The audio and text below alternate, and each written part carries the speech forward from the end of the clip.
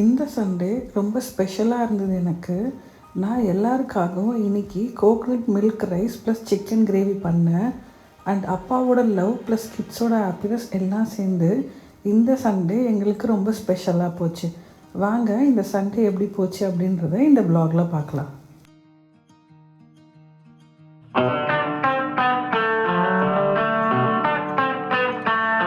Hey guys, welcome back to just life upload. இன்றைக்கி வ்ளாகில் simple Sunday தான் நம்ம பார்க்க போகிறோம். நான் முன்னாடியே சொன்ன மாதிரி இன்றைக்கி நான் எல்லாருக்காகவும் குக் பண்ணியிருந்தேன். இன்றைக்கி லன்ச் மெனு என்ன அப்படின்னு பார்த்தீங்கன்னா coconut milk rice and chicken gravy. இது என்னோட ரொம்ப ஃபேவரட்டான ஒரு காம்போ. எப்படி நிறைய பேருக்கு பிரியாணி பிடிக்குமோ அந்த மாதிரி எனக்கு இந்த காம்பினேஷன் ரொம்ப பிடிக்கும். இதுக்கு நீங்கள் மட்டன் கிரேவி சிக்கன் கிரேவி எது பண்ணாலும் நல்லாயிருக்கும். ஆனால் பெஸ்ட்டு காம்போ அப்படின்னு பார்த்தீங்கன்னா சிக்கன் கிரேவி தான். அதுதான் இன்றைக்கி நம்ம பண்ண போகிறோம். வாங்க எப்படி பண்ணலான்னு பார்க்கலாம். ஃபஸ்ட்டு நான் சிக்கன் கிரேவி தான் ஸ்டார்ட் பண்ணுறேன். ஸோ அதுக்கு நான் ஒரு 5 பெரிய வெங்காயம் கட் பண்ணி வச்சுருக்கேன். அண்ட் ஒரு 4 பச்சை மிளகா ப்ளஸ் சிக்கன் க்ளீன் பண்ணி வச்சுருக்கேன். என்னோடய சிக்கன் கிரேவியோட ரெசிபி ரொம்ப ஸ்பெஷலாலாம் இருக்காது. ரொம்ப நார்மலாக எல்லோரும் பண்ணுற மாதிரி தான் இருக்கும். ஸோ நான் ஃபஸ்ட்டு ஒரு பேன் எடுத்து வச்சுட்டு அதில் தேவையான அளவுக்கு எண்ணெய் நல்லா ஊற்றிக்கிட்டேன். அண்ட் எண்ணெய் சூடானதுக்கப்புறம் இதில் நான் சோம்பு பேக்கெட் ஒன்று போட்டுக்கிட்டேன்.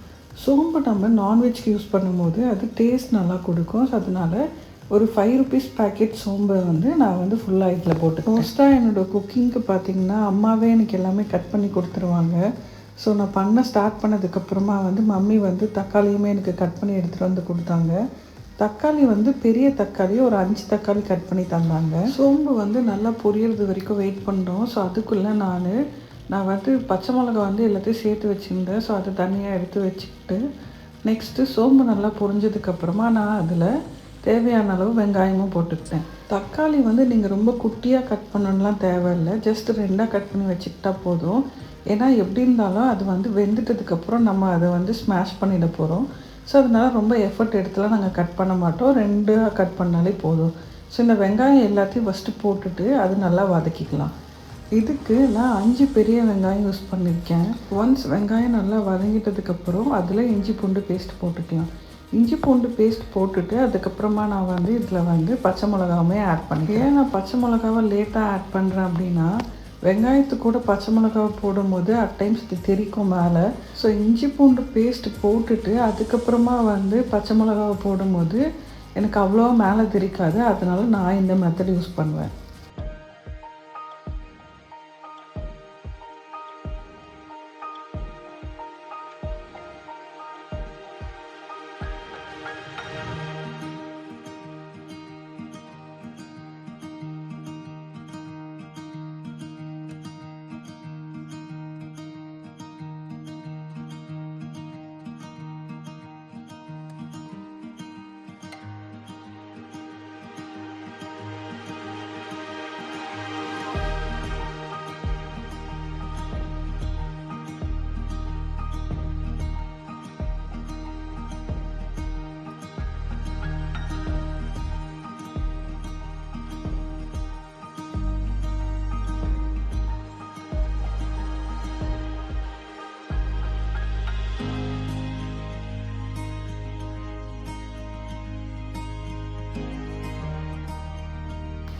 இப்போ வெங்காயம் நல்லா வதங்கிடுச்சு. இதில் நம்ம கட் பண்ணி வச்சுருக்க தக்காளியுமே ஆட் பண்ணிக்கலாம். தக்காளி போட்டுட்டு தக்காளியை கொஞ்சம் நேரம் அப்படியே விட்டுட்டோம் அப்படின்னா அது நல்லா வெந்துடும். வெந்ததுக்கப்புறமா அதை நான் ஸ்மாஷ் பண்ணி தக்காளி போட்டதே தெரியாத மாதிரி நல்லா ஸ்மாஷ் பண்ணி விட்டுருவேன். தக்காளி நல்லா பழமான தக்காளியாக போடும்போது அது வேகிறதுக்கு ரொம்ப டைம்லாம் எடுக்காது. ஒரு 5 மினிட்ஸ்க்குள்ளேயே நல்லா வெந்துடும். அதுலேயும் நிறைய பேர் உப்பு போட்டால் வெந்துடும்னு சொல்லுவாங்க. நான் உப்புலாம் எதுவும் போடல, அப்படியே தான் வேக வச்சேன். நல்லாவே வெந்துருச்சு. இந்த கேப்பில் நான் என்ன பண்ணுறேன் அப்படின்னா புதினாவுமே கொஞ்சம் க்ளீன் பண்ணி. புதினாலாம் ஆல்ரெடி எங்கள் அம்மா எனக்கு எடுத்து கொடுத்துட்டாங்க. ஸோ நான் ஜஸ்ட்டு வாட்டரில் மட்டும் போட்டு அதை க்ளீன் பண்ணி வச்சுக்கிட்டேன். ஒரு 2 வாட்டி தண்ணியில் நல்லா மிக்ஸ் பண்ணி நம்ம அலசி எடுத்துக்கிட்டேன். பாஸ்மதி ரைஸ் தண்ணியில் ஊற வைப்போம் இல்லையா, அதுக்கு பதிலாக நான் கோகனட் வாட்டரே போட்டு ஊற வச்சுக்கிட்டேன். ஒரு 2லேருந்து 3 கிளாஸ் போட்டு ஊற வச்சுக்கிட்டேன். ஏன்னா இந்த ரைஸே நான் நார்மல் வாட்டர் சேர்க்காமல் ஃபுல்லாக கோகனட் வாட்டர் போட்டு தான் பண்ணேன். ஏன்னா நீங்கள் நார்மல் வாட்டர் மிக்ஸ் பண்ணிங்க அப்படின்னா அது டேஸ்ட் உங்களுக்கு நல்லா இருக்காது. ஸோ அதனால் நான் ஃபுல்லாகவே வந்து கோக்னட் வாட்டர் போட்டு தான் இந்த ரைஸ் வந்து நான் வந்து பண்ண போகிறேன். கோக்னட் வாட்டர் எனக்கு மம்மி முன்னாடியே ப்ரிப்பேர் பண்ணி கொடுத்துட்டாங்க. ஒன்றும் இல்லை, நீங்கள் தேங்காவை நல்லா துருவி எடுத்துட்டு ஒரு பாத்திரத்தில் சுடு தண்ணி லைட்டாக வச்சுட்டு அதில் நீங்கள் இந்த தேங்காய் திருவினத்தை அதில் போட்டு அதை நீங்கள் வந்து நல்லா புழிஞ்சி அந்த சாரெலாம் வந்து தேங்காய் பால்லேருந்து வர அளவுக்கு நீங்கள் வந்து எடுத்துக்கணும். அதை நான் தனியாக எடுத்து வச்சு நான் இன்றைக்கி 4 கிளாஸ் பாஸ்மதி ரைஸ் எடுத்திருக்கேன். ஸோ அதுக்கு நான் 6 கிளாஸ் கோக்னட் வாட்டருமே வந்து ரெடி பண்ணி வச்சுக்கிட்டேன். கோக்னட் ரைஸ் பண்ணுறதுக்கு எண்ணெய்க்கு பதிலாக நீங்கள் வந்து நெய் போட்டுக்கிட்டிங்கன்னா நல்ல டேஸ்ட்டாக இருக்கும். என்கிட்ட ஆவின் நெய் இருந்தது, ஒரு 2.5 ஸ்பூன் நான் வந்து இதுலேருந்து போட்டுக்கிட்டேன். அண்ட் நீங்கள் நெய் ரொம்ப யூஸ் பண்ண மாட்டீங்க அப்படின்னா மேபி நீங்கள் 1 ஸ்பூன் நெய் போட்டுட்டு 1.5 ஸ்பூன் வந்து நீங்கள் வந்து ஆயிலுமே போட்டுக்கலாம். ஆனால் நெய் போடும்போது அது டேஸ்ட் ரொம்ப நல்லாயிருக்குன்றதுனால நான் கம்ப்ளீட்டாகவே நெய் தான் வந்து யூஸ் பண்ணேன். நெய் நல்லா சூடானதுக்கப்புறம் இதில் பட்டை லவங்க பேக்கெட் இருக்கு இல்லையா, ஸோ அதில் இருக்கிற எல்லா இன்க்ரீடியன்ட்ஸையும் நான் வந்து போட்டுக்கிட்டேன். அது நல்லா புரிஞ்சதுக்கப்புறம் ஒரு 4 பச்சை மிளகாவை நான் வந்து ஜஸ்ட்டு சும்மா கீரி மட்டும் வச்சுருக்கேன். லைக் ரொம்ப கம்ப்ளீட்டாக கட் பண்ணாமல் சென்டரில் மட்டும் ஒரு கோடு போட்டு வச்சுருக்கேன். ஸோ அந்த பச்சை மிளகாவை வந்து நான் வந்து இதில் போட்டேன். ஸோ சைடில் இந்த சிக்கன் கிரேவியும் பண்ணிகிட்ருக்கேன் இல்லையா, ஸோ அதையுமே வந்து கொஞ்சம் வந்து தக்காளி வெந்துருச்சுன்னா நெக்ஸ்ட் என்ன பண்ணுறதுன்னு சொல்லி நான் அப்படியே வந்து அதையும் வந்து கிண்டி விட்டுட்டு இருந்தேன். ஏன்னா அதுவும் அடி பிடிக்காமல் இருக்கணும் இல்லையா, அதனால். தக்காளி நல்லா வெந்துருச்சுன்னா அதுக்கப்புறம் இதில் நம்ம தேவையான அளவு மசாலாஸ்லாம் ஆட் பண்ணிடலாம். நான் இன்றைக்கி வீட்டில் அரைச்சி வச்சுருக்க மசாலாஸ் மட்டும்தான் யூஸ் பண்ண போகிறேன். ஏன்னா அந்த மசாலா போட்டாலுமே கிரேவி நல்லா டேஸ்ட் கொடுக்கும். ஸோ அதுதான் நான் எப்போயுமே யூஸ் பண்ணுவேன். ஸோ பச்சை மிளகா நல்லா பொரிஞ்சிடுச்சு. இப்போ நம்ம இந்த கோக்னட் வாட்டர் வச்சுருக்கீங்க இல்லையா, அதை எடுத்து நீங்கள் ஊற்றிடலாம். நான் 4 கிளாஸ் அரிசி போட்டிருக்கிறதுனால 6 கிளாஸ் தண்ணி ஊற்றணும். ஆல்ரெடி 3 கிளாஸ் வந்து நான் ரைஸ் ஊற வச்சுட்டேன். பேலன்ஸ் 3 கிளாஸ் தண்ணியை வந்து நான் வந்து இதில் வந்து ஊற்றிக்கிட்டேன். ஸோ இப்போ இதில் நம்ம ஊற வச்சுருக்க அந்த அரிசியுமே எடுத்து போட்டுடலாம். தேங்காய் பால் தண்ணி அளவு எனக்கு கரெக்டாக தேவையான அளவு இருந்தது. ஏன்னா நான் ஃபஸ்ட்டே மெஷர் பண்ணி அதுக்கேற்ற மாதிரி தான் அதில் வந்து தேங்காய் போட்டு நான் வந்து பால் எடுத்திருக்கேன். ஸோ அதனால் யூஸ் பண்ணுறதுக்கு எனக்கு கரெக்டாக இருந்தது. தேங்காய் பால் வந்து நீங்கள் தேவையான அளவு எடுக்கிறீங்க அப்படின்னும்போது நீங்கள் கரெக்டாக அதை யூஸ் பண்ணிட்டீங்கன்னா உங்களுக்கு ரைஸில் வந்து தேங்காய் அந்த பால் வந்து நல்லா வரும். இல்லை நீங்கள் எக்ஸ்ட்ரா நிறைய தண்ணி யூஸ் பண்ணிட்டீங்க அப்படின்னா கொஞ்சம் தண்ணியை நீங்கள் வந்து கீழே ஊற்றுற மாதிரி இருக்கும். அதனால் வந்து உங்களுக்கு வந்து வேஸ்ட்டாக போகும். ஸோ அதனால் கரெக்டான அளவு வச்சுக்கிறது நல்லது. பாஸ்மதி ரைஸ் பொதுவாக நம்ம 20 மினிட்ஸ் ஊற வச்சா போதும். ஸோ நான் சிக்கன் கிரேவி ஸ்டார்ட் பண்ணுறதுக்கு முன்னாடி கரெக்டாக இந்த ரைஸை வந்து க்ளீன் பண்ணி அது கூட வந்து நான் வந்து கோகனட் மில்க்குமே போட்டு ஊற வச்சிட்டேன். ஸோ இப்போ நம்ம இதை வந்து குக்கரில் போட்டு வடிக்கும் போது நம்மளுக்கு வந்து கரெக்டான அளவு வெந்து வரும். இல்லை நம்ம ரொம்ப நேரம் வச்சிட்டோம் அப்படின்னா நம்மளுக்கு வந்து அரிசி வந்து குழையிறதுக்கு வாய்ப்பு இருக்குது. அதனால தான் வந்து கரெக்டாக 20 மினிட்ஸ் ஊற வைக்கணும் அப்படின்னு சொல்லுவாங்க. ஒன்ஸ் நான் ரைஸ் போட்டதுக்கப்புறமா வச்சுருக்க புதினா போட்டுக்கிறேன். நிறைய புதினா தான் நான் போடுறேன். ஏன்னா புதினா எவ்வளோ போடுறோமோ அந்த அளவுக்கு டேஸ்ட் கொடுக்கும். ஸோ இதில் நான் வந்து ஆனியனோ டொமேட்டோவோ எதுவுமே ஆட் பண்ண மாட்டேன். நிறைய பேர் இந்த ரைஸில் ஆட் பண்ணுவாங்க. எனக்கு வந்து இது அப்படியே பண்ணால் தான் பிடிக்கும். இது டேஸ்ட் ரொம்ப நல்லாயிருக்கும். நீங்கள் இந்த தேங்காய் பால் ரைஸ் எப்படி பண்ணுவீங்க அப்படின்றது கமெண்ட்டில் சொல்லுங்கள். தக்காளி வெங்காயம் போடுறது வந்து கேரளா ஸ்டைல். ஸோ அவங்க அந்த மாதிரி பண்ணுவாங்க. அதை விட இந்த மாதிரி பண்ணாலும் டேஸ்ட் நல்லாயிருக்கும். எனக்கு இது ரொம்ப ஃபேவரட். உங்களோட ஃபேவரட் எது அப்படின்றத கமெண்ட்டில் சொல்லுங்கள். இதில் நீங்கள் கொஞ்சம் சால்ட்டுமே ஆட் பண்ணிக்கலாம். ரைஸில் நீங்கள் சால்ட் ஆட் பண்ணுறீங்க அப்படின்னா அதுக்கேற்ற மாதிரி கிரேவியில் நீங்கள் சால்ட் போடணும். நான் வந்து ஆஃப் சால்ட் தான் வந்து ரைஸில் போட போகிறேன். பேலன்ஸ் ஆஃப் சால்ட் வந்து நான் வந்து கிரேவியில் வந்து போட்டுப்பேன். ஏன்னா நீங்கள் ரைஸ்க்கு தனியாக சிக்கனுக்கு தனியாக போடும்போது சம்டைம்ஸ் வந்து சால்ட் அதிகமாகிறதுக்கும் சான்சஸ் இருக்குது. ஸோ அதனால் நீங்கள் அது கரெக்டாக பார்த்து மெயின்டைன் பண்ணிக்கணும். அதனால் நான் வந்து ஆஃப் சால்ட் தான் வந்து போடுறேன். பாஸ்மதி ரைஸை எப்போவுமே நீங்கள் குக்கரில் வைக்கும் போது ஒரே ஒரு விசில் வச்சா போதும். ஏன்னா நம்ம ஆல்ரெடி 20 மினிட்ஸ் அதை ஊற வச்சுருக்கிறதுனால ஒரே ஒரு விசில் வச்சோன்னாலே நம்மளுக்கு வந்து சரியான பதத்தில் அது வெந்து வந்துடும். ஸோ நீங்கள் ஒரு விசில் வச்சா போதும்.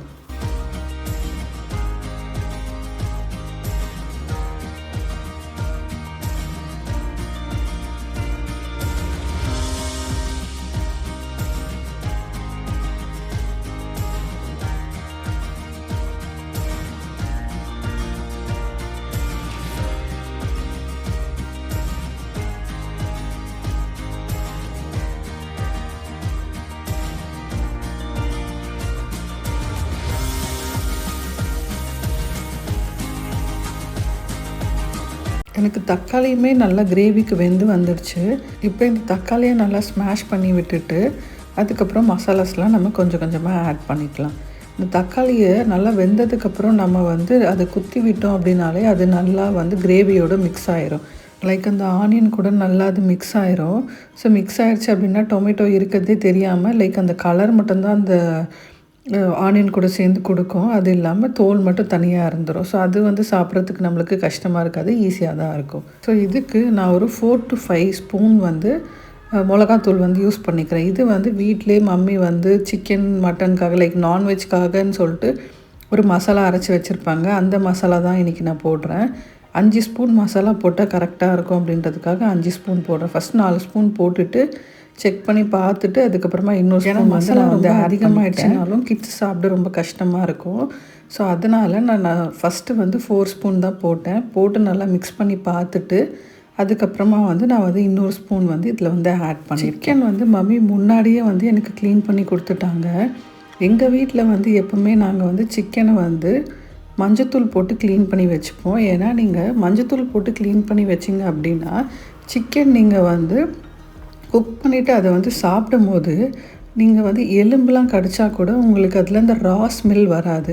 மிளகாத்தூள் போட்டுட்டு எப்போவுமே நல்லா கிண்டி விட்டுட்டு மிளகாத்தூள் வந்து கொஞ்சம் நேரம் வந்து அதோட ஸ்மெல் வந்து போகணும். ஸோ லைக் எண்ணெய் விடுறது வரைக்கும் வெயிட் பண்ணிவிட்டு நல்லா எண்ணெய் விட்டதுக்கப்புறம் சிக்கனை போடும்போது உங்களுக்கு வந்து அந்த மிளகாத்தூளோட ஸ்மெல் வந்து எப்பவுமே வராது.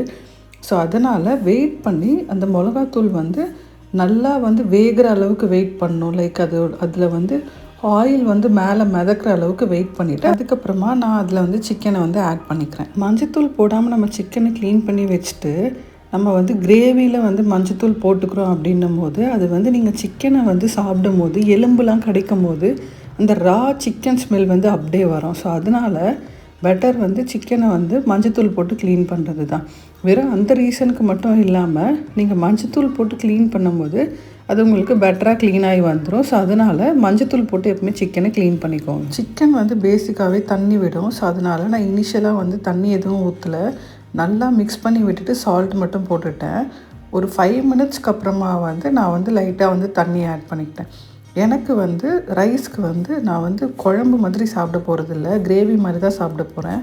ஸோ அதனால் எனக்கு ரொம்ப தண்ணியும் தேவைப்படாது. அதனால் நான் வந்து லைட்டாக மட்டும் தண்ணி ஊற்றி சால்ட்டு போடும்போது நான் ஆல்ரெடி ரைஸ்லேயுமே கொஞ்சம் சால்ட்டு போட்டிருக்கிறதுனால அதுக்கேற்ற மாதிரி அளவு பார்த்து தான் நான் வந்து சால்ட் வந்து இதில் வந்து ஆட் பண்ணியிருக்கேன். சிக்கனோட குக்கிங் டைமே 5 மினிட்ஸ் தான். ஆனால் நான் கிரேவியாக பண்ணுறதுனால ஃபஸ்ட்டு 5 மினிட்ஸ்க்கு தண்ணி ஊற்றாமல் வேக வச்சுட்டு அடுத்த 5 மினிட்ஸ்க்கு நான் வந்து தண்ணி ஊற்றி வேக வச்சுக்கிறேன். ஸோ 10 மினிட்ஸ் தான் நான் எடுத்துக்கிட்டேன் இந்த சிக்கன் வேக வைக்கிறேன். இந்த சிக்கன் கிரேவி முடியறதுக்குள்ளே எனக்கு ரைஸுமே வந்து முடிஞ்சிடுச்சு. ஒரு விசில் மட்டும் வச்சு நான் வந்து ஆஃப் பண்ணிக்கிட்டேன். ஸோ கொஞ்சம் நேரம் விசில் விட்டதுக்கப்புறமா ரைஸ் எப்படி வந்திருக்குன்னு நம்ம பார்க்கலாம்.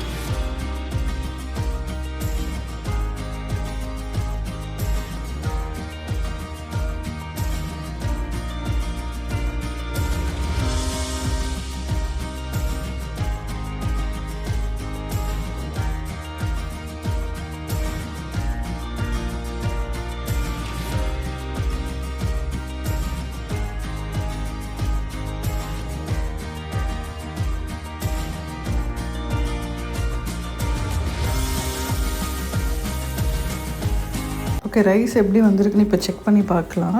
ஸோ நான் வந்து விசில் நல்லா எடுத்துட்டதுக்கப்புறமா வந்து குக்கர் ஓப்பன் பண்ணி பார்க்குறேன். ஹோப்ஃபுல்லி நல்லா வந்திருக்கும்னு நம்புகிறேன். ஏன்னா நான் கரெக்டான பதத்தில் தான் பண்ணியிருக்கேன். பார்க்க ரொம்ப நல்லா தான் இருக்குது. செக் பண்ணி பார்க்கலாம். ஓகே, நம்ம ஜஸ்ட் இது கரண்டி வச்சு மிக்ஸ் பண்ணி பார்க்கலாம் எப்படி பதத்தில் வந்திருக்குன்றது பார்க்கலாம். ரைஸ் கரெக்டாக குக்காகி வந்திருக்கு. உங்களுக்கு கரெக்டாக குக்காகி வந்திருக்குன்னு நீங்கள் எப்படி தெரிஞ்சுக்கணுன்னா, நீங்கள் இந்த மாதிரி பிரிக்கும் போது உதிரியாக ரைஸ் இருக்குது அப்படின்னா உங்களுக்கு கரெக்டாக குக்காகி இருக்குன்னு அர்த்தம். இப்போ நான் ஜஸ்ட்டு ஷேக் பண்ணுறேன் பாருங்கள், நல்லாவே எனக்கு வந்து உதிரியாக வந்திருக்கு. ஸோ இதை ஜஸ்ட் ஃபுல்லாக வந்து நம்ம மிக்ஸ் பண்ணிக்கலாம்.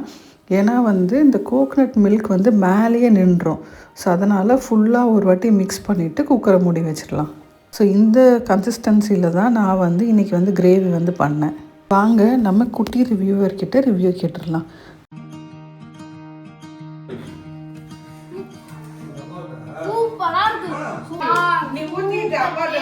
ஸோ இதுதான் என்னோடய பிளேட்டு. டம்மி ஹாப்பி, நானும் ஹாப்பி. குக்கிங் ரொம்ப நல்லா வந்திருந்தது. எல்லாருமே டேஸ்ட் நல்லா இருக்குன்னு சொன்னாங்க.